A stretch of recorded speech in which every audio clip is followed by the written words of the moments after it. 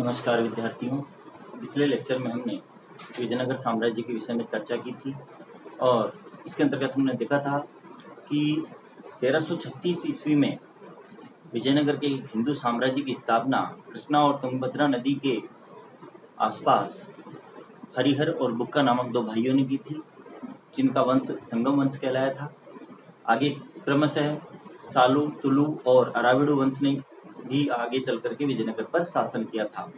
तो यहाँ पर संगम वंश की हमने कल बात कर ली थी हमारे पिछले लेक्चर में। आज हम सालू, तुलु और अराविडु वंश की यहाँ पर चर्चा करेंगे। तो देखिए, जो सालू वंश था उसकी स्थापना नरसिंह सालू द्वारा की गई थी 1485 ईस्वी में। आपको इतना ही ध्यान रखना है, और क्योंकि इसमें और अधिक आपके कोर्स में दिया हुआ भी नहीं है सालू वंश के विषय में। आगे बात कर रहे हैं हम तुलु वंश की। तो तुलु वंश की स्थापना जो है वो वीर नरसिंह ने की थी 1505 ईस्वी में, और इस वंश का जो सबसे महानतम शासक था वो कृष्णदेव राय था। तो यहाँ आज हम कृष्णदेव राय की बात करेंगे, और यहाँ पर जो शासकों के टॉपिक हैं उनमें कृष्णदेव राय बहुत ही महत्वपूर्ण है आपके लिए। तो देखिए, कृष्णदेव राय, इनका शासनकाल 1509 से 1529 ईस्वी के बीच रहा। 20 वर्षों का इनका शासनकाल था, और कृष्णदेव राय के समय विजयनगर जो था वो शक्ति और ऐश्वर्य की पराकाष्ठा पर पहुंच गया था। अर्थात इन्होंने विजयनगर को, कृष्णदेव राय ने विजयनगर के साम्राज्य को काफी विस्तृत कर दिया था, इसके साथ साथ इसको शक्तिशाली भी बना दिया था। नेक्स्ट हम बात कर रहे हैं कि कृष्णदेव राय जब शासक बना तो उसके समय में विजयनगर की जो राजनीतिक स्थिति थी वो ठीक नहीं थी, और बहुत से आस पड़ोस के जो राज्य थे वो उस पर आक्रमण करने के लिए आतुर थे। जैसे जो बहमनी साम्राज्य था उसका एक उत्तराधिकारी राज्य था बीजापुर। उत्तराधिकारी इसलिए कह रहा हूँ क्योंकि बहमनी साम्राज्य आगे चल करके 5 राज्यों में विभाजित हो गया था: बीजापुर, अहमदनगर, गोलकुंडा, बरार और बीदर। तो यहाँ पर जो इसका उत्तराधिकारी राज्य था जो आगे चल करके 5 राज्यों में बहमनी साम्राज्य बटा, उसके अंतर्गत एक था बीजापुर। बीजापुर का जो राज्य था वो इसकी सीमाओं से लगता था, विजयनगर की सीमाओं से, और बीजापुर का राज्य बार बार विजयनगर पर आक्रमण कर रहा था जब कृष्णदेव राय शासक बना। और इधर दूसरी तरफ पश्चिम की तट की ओर जो पुर्तगाली शक्ति थी वो भी धीरे धीरे बढ़ती जा रही थी, क्योंकि पुर्तगाली, आपको पता ही है कि पुर्तगाली भारत में जब आ गए थे तो जैसे कि हमने बात की थी कि पुर्तगालियों का आगमन जो था 1498 ईस्वी में, वास्को डी गामा जो पहला पुर्तगाली यात्री था वो भारत के पश्चिमी तट पर आया था। तो यहाँ पर धीरे धीरे पुर्तगाली शक्ति बढ़ती जा रही थी जब कृष्णदेव राय शासक बना।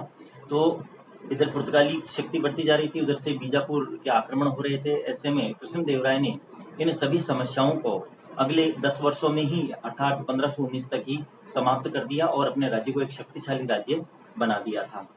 इसीलिए कृष्णदेव राय ने सभी समस्याओं का निदान करने के पश्चात एक उपाधि धारण की, यवन राज स्थापनाचार्य की उपाधि। ये आपको ध्यान में रखनी है कि यवन राज स्थापनाचार्य की उपाधि कृष्णदेव राय ने धारण की थी। नेक्स्ट हम बात कर रहे हैं कि कृष्णदेव राय के समय एक पुर्तगाली यात्री विजयनगर की यात्रा पर आया था, डोमिंगोस पायस। तो डोमिंगोस पायस जो था वो विजयनगर की यात्रा पर कृष्णदेव राय के समय आया था। यहाँ पर हमने पहले भी यात्रियों के बारे में बात की थी कि जैसे फारस का जो यात्री था, फारसी यात्री अब्दुल रज्जाक, वो देवराय द्वितीय के समय भारत आया था। तो इस प्रकार से आपको ध्यान में रखना है कि डोमिंगोस पायस जो था वो पुर्तगाली यात्री था और कृष्णदेव राय के समय भारत आया था, विजयनगर की यात्रा पर आया था, ये भी कह सकते हैं। तेलुगु साहित्य का महान विद्वान था कृष्णदेव राय। कृष्णदेव राय स्वयं भी तेलुगु साहित्य का एक महान विद्वान था, और इसके साथ साथ उसके दरबार में तेलुगु साहित्य के 8 प्रमुख साहित्यकार निवास करते थे। इन प्रमुख 8 साहित्यकारों को अष्ट दिग्गज कहा जाता था। ये भी एक बहुत ही इंपॉर्टेंट क्वेश्चन यहाँ बनता है कि अष्ट दिग्गज जो थे वो किसके दरबार में निवास करते थे? तो कृष्णदेव राय के दरबार में निवास करते थे। तो यहाँ पर ये ध्यान रखें, तेलुगु साहित्य के 8 महान विद्वान निवास करते थे कृष्णदेव राय के दरबार में, जिन्हें अष्ट दिग्गज कहा जाता था। नेक्स्ट हम बात करेंगे कि कृष्णदेव राय ने नागलपुरम नामक एक नए नगर की भी स्थापना की थी, और इसके साथ साथ हजारा और विठल स्वामी नामक मंदिरों का इन्होंने पुनर्निर्माण भी करवाया था। और 1529 ईस्वी में लगभग कृष्णदेव राय की मृत्यु हो गई थी। तो कृष्णदेव राय के समय विजयनगर अपनी शक्ति और ऐश्वर्य की दृष्टि से चरमोत्कर्ष पर था, पराकाष्ठा पर था। 1529 में मृत्यु के पश्चात जो इनका कृष्णदेव राय का जो उत्तराधिकारी बना तुलु वंश के अंतर्गत, वो बना सदाशिव राय। और सदाशिव राय के समय जो सदाशिव राय का मंत्री था राम राय, उसने धीरे धीरे अपनी शक्ति बढ़ा ली थी और लगभग शासन की सभी जो अधिकार थे उसने अपने पास ले लिए थे राम राय ने। तो राम राय ने धीरे धीरे विजयनगर को और अधिक शक्तिशाली बनाया। उसने जो मुस्लिम के पड़ोसी राज्य थे, बीजापुर, अहमदनगर, गोलकुंडा, बीदर, इन सब के साथ युद्ध किए और इनमें काफी लूटपाट की और विजयनगर को शक्तिशाली बनाया। जब इन राज्यों के द्वारा अंततः राम राय के विरुद्ध संयुक्त मोर्चा खोल दिया गया, अर्थात ये चारों जो राज्य थे, जो मुस्लिम राज्य थे, इन्होंने संयुक्त रूप से या अर्थात मिलकर के और राम राय के समय विजयनगर पर आक्रमण कर दिया। अंततः एक बहुत ही प्रसिद्ध युद्ध हुआ। 25 जनवरी 1565 को राक्षस तंगड़ी या तालीकोटा का युद्ध हुआ, जिसके अंतर्गत मुस्लिम जो चारों राज्यों की संयुक्त सेना थी उसने विजयनगर को एक तरह से काफी नुकसान पहुंचाया और राम राय को पराजित किया। यहाँ पर यह भी इम्पोर्टेंट है कि राक्षस तंगड़ी या तालीकोटा का युद्ध कब हुआ था, तो 25 जनवरी 1565 को यह युद्ध हुआ था। विजयनगर की सेनाओं और 4 मुस्लिम जो राज्य थे उनकी संयुक्त सेनाओं के बीच यह युद्ध हुआ था। नेक्स्ट हम बात कर रहे हैं कि अराविड वंश जो अंतिम वंश था विजयनगर साम्राज्य के अंतर्गत। तो अराविड वंश में कोई विशेष बात ध्यान देने योग्य नहीं है, केवल आपको इतना ही ध्यान रखना है कि राम राय जो सदाशिव राय का मंत्री था, उसका भाई राम राय